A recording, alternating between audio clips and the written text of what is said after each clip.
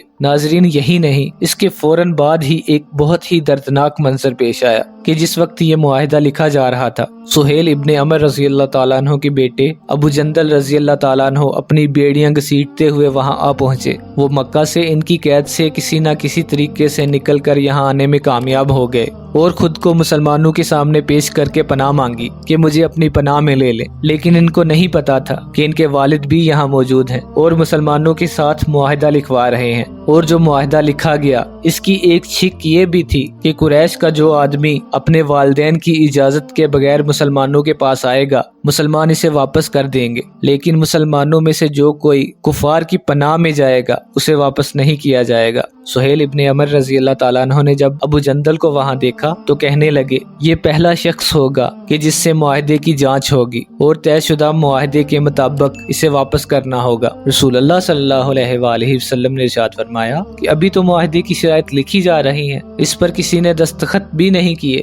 سہیل ابن عمر رضی اللہ تعالیٰ عنہ کہنے لگے، اگر آپ اسے واپس نہ کریں گے تو میں آپ سے معاہدہ نہیں کروں گا۔ آپ صلی اللہ علیہ وآلہ وسلم نے ارشاد فرمایا کہ اسے میری خاطر ہی چھوڑ دیں، لیکن سہیل ابن عمر رضی اللہ تعالیٰ عنہ نہیں مانے اور ابو جندل رضی اللہ تعالیٰ عنہ کو ایک زوردار چماٹا رسید کر دیا اور ان کو واپس لے جانے کے لیے ان کے کرتے کا گلا پکڑ کر گھسیٹنے لگے۔ ابو جندل رضی اللہ تعالیٰ عنہ زور زور سے چیخ کر کہنے لگے، اے اہل اسلام، کیا میں مشرکین کی طرف واپس چلا جاؤں گا تاکہ وہ میرے دین کے متعلق مجھے فتنے میں ڈال دیں؟ رسول اللہ صلی اللہ علیہ وآلہ وسلم نے انہیں صبر کی تلقین کی اور فرمایا، اے ابو جندل، اسے اپنے لیے ثواب سمجھو، ہم نے قریش سے صلح کی ہے اور اب ہم بد عہدی نہیں کر سکتے۔